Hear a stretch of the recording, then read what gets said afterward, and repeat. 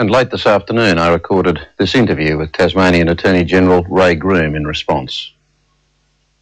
Ray Groom, you backed the coroner's decision not to have a coronial inquiry on the grounds, I think, that it would distress families unnecessarily because Martin Bryant had pleaded guilty. How many families or victims themselves did you actually consult before you backed that decision? I've had a lot of contact with many of the families involved, Kerry, and the victims, those who were wounded, and of course also the general community of the peninsula and around Tasmania. There's no doubt at all that the common feeling is that we should get on now with the healing process. I don't believe it's in the public interest of the people of our state and those concerned to have a long drawn out public inquiry into this matter when the facts are quite clear. I believe it would be very, very traumatic. The government has a firm view about that we do want to try and put it behind us, and the issue being on the front pages in the headlines day in, day out has not helped our state. It's been very damaging to our community in very many ways. Well, Stephen Howard is one victim who lost his wife, and he's quite passionate and pleads for a coronial hearing because he believes that all the facts haven't been laid out on the table. I've not heard directly from Stephen. I've met Stephen. I know Stephen. I've had discussions with him. He hasn't put that view directly to me. Mr. Groom's remarks seem strangely at variance to the reply Stephen Howard received from Mr. Groom, which read in part, "I regret that I cannot accede to your request. I have considered these reasons in determining that it is inappropriate to require an inquest or further inquire into the death of Mrs. Howard. The legal obligations upon a coroner do not extend to the matters which you have raised in your letter."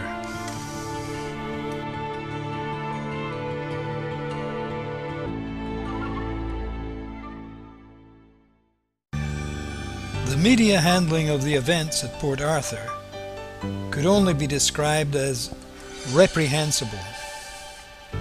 For instance, this picture appeared on the front page of the Tasmanian Mercury newspaper 2 days after the event.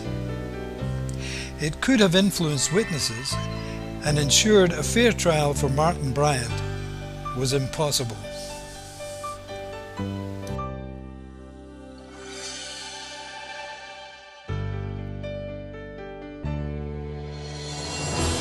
By Tuesday, the newspapers had pictures. Murdoch's Hobart Mercury treated their picture in a most extraordinary way, unfolding their tabloid format into a broadsheet front page. This is the man. Our Tasmanian audience has his face obscured, but not the Mercury's readers. In a facile and futile attempt to avoid being in contempt of court by prejudging the man's guilt in Tasmania, where he'll be prosecuted, the Mercury explained the picture thus. This is the man whom Tasmanians want to face 35 murder charges. This is the man who allegedly... Did they think that loan allegedly protected them? Who allegedly, calmly, chillingly, coolly and brutally stalked and gunned down men, women and children. This man is Martin Bryant, 28, a man of mystery from the Hobart suburb of Newtown. All three Murdoch papers distributed in Tasmania, the Mercury, Herald Sun and the Australian, showed the man's face. No doubt gambling that identification would not be an issue in any prosecution and, dare I suggest, assuming that the authorities would lack the courage to take on the most powerful media corporation on earth. As to that, we shall see. Launceston's Examiner had a better news picture, the man in custody and arriving at hospital, but Mr. Bryant's face has been blacked out for legal reasons. For the mainland audience, this is the picture as the Examiner could have run it, but didn't. The DPP, Mr. Damien Bugg, QC, placed all media outlets on notice yesterday that he would pursue contempt action against any broadcaster or publication whose coverage of the tragedy prejudiced the trial of the alleged gunman. And if pre-trial coverage by the media, in some enthusiastic desire to disclose as much as possible to the public, results in a person being deprived of a fair trial, I wouldn't call it a legal nicety at all. Since then, the DPP has given notice of prosecutions of the Australian, the Mercury, the Age and the ABC. Meanwhile, the Courier Mail thought it had a bit of a scoop of its own, a picture from the Newtown High School's yearbook. A young Martin Bryant at Newtown High School. Only it wasn't. The photograph was not of Martin Bryant, but of Michael Robert Bryant of Hobart.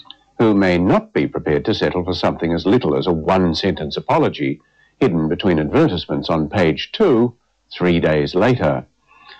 But there's more to be said about News Limited and that photograph.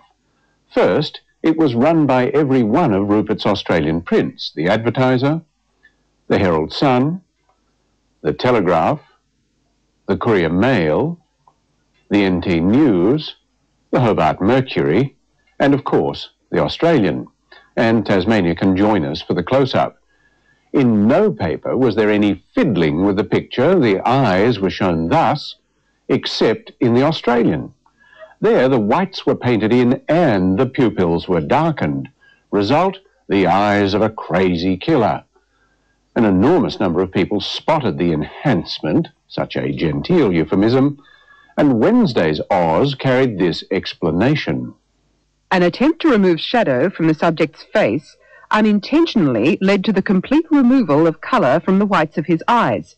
No editorial instruction to alter the photograph was given. We believe you, Mr. Kelly. Hundreds of thousands wouldn't. Paul Kelly didn't mention a botched attempt to remove shadows when he spoke to AM. The treatment of the eyes was a mistake. It was done in the production process. The important point to make is that there was no editorial direction given. There was no editorial instruction given to change the eyes at all. Researching this question for our own purposes produced a squeal of protest from the editor-in-chief at the Oz. Dear Mr. Salter, on 2 occasions this week, we have had reports of Media Watch contacting staff on the Australian, or within the company, in relation to our publication of the photograph of the Port Arthur gunman. The Australian's boss then made a demand he would have laughed at if it were imposed on his journalists. I would request that if Media Watch has any queries, that it should approach myself or Mr. Schmidtke directly. Don't wait by the phone, Paul. When he was talking to Suzanne Smith from AM, there was a related question about that photograph that Kelly seemed reluctant to answer. There have been claims that the photograph was obtained from Martin Bryant's house. Is that correct? Do you wish to answer that, Mr. Kelly? Well, the Australian obtained the photograph from the Hobart Mercury. Would you please answer the question? Did members of News Limited staff, though, enter Mr. Bryant's house to obtain that photo? Certainly, nobody from the Australian did. So you're saying someone from the Hobart Mercury might have? I don't know. An uncharacteristic lack of curiosity for such a senior journalist. How did the Hobart Mercury get the photographs of Martin Bryant and hand them on to all those other Murdoch papers? Doubts persisted over how the photographs, which appeared on Tuesday, had been acquired, the police public affairs manager, Mr. Jeff Easton, said. He said he was unaware of any complaints of a break-in at Mr. Bryant's suburban Newtown house. Well, the occupant was otherwise engaged, wasn't he? But 2 journalists employed by the Mercury seemed terribly familiar with the interior of the house. From the street, it offers no clues as to the identity of its inhabitant. But Stuart Potter and Sue Bailey report that on closer examination, it reveals some details of Martin Bryant's lifestyle. Thereafter, it becomes obvious that Potter and Bailey have been through the place with a fine-tooth comb. Display cabinets are cluttered with old dolls, figurines and trinkets. Figurines also sit on picture rails in the lounge room and entrance foyer. The kitchen, too, like the rest of the house, is cluttered. Any photographs among the clutter?